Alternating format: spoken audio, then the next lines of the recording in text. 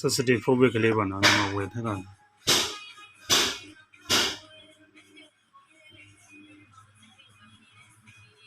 ှန်နော်အဲ့ကောင်ကဘလို့ဖြစ်နေလဲဆိုလို့ရှိရင်customerကိုကျွန်တော်ရောင်းလိုက်တယ်ဇက်ကားတွေထည့်ပြီးတော့ရောင်းတယ်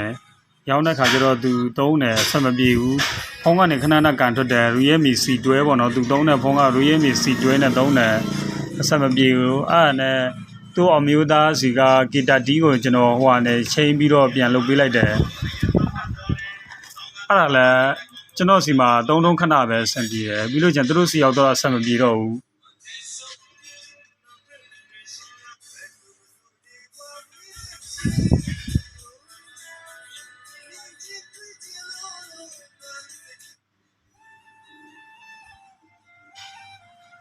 တက်လာပြီ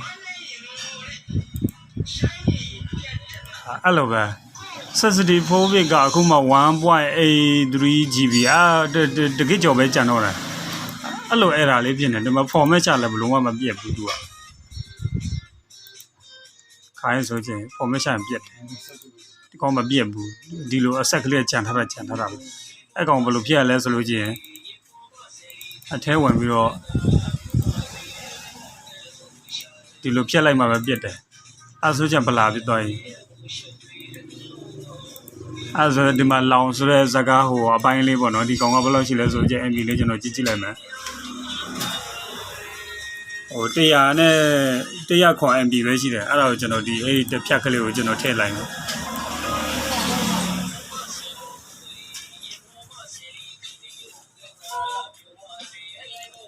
ရနော်အဲဆိုလို့ကြဒီကောင်လေးကိုကျွန်တော်ထည့်ထားပြီးပြီနော်ထည့်ထားပြီးပြီဒီမှာလောင်ဆိုတဲ့အပိုင်းလေးရောက်နေပြီဟောအဲ့လိုဖြစ်တာ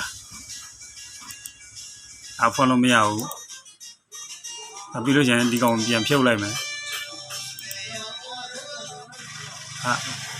ဘာနော်ကျွန်တော်ဟာနော်ဖြုတ်ပြီးသွားပြီဒီလိုလေးပြန်တက်လိုက်မယ်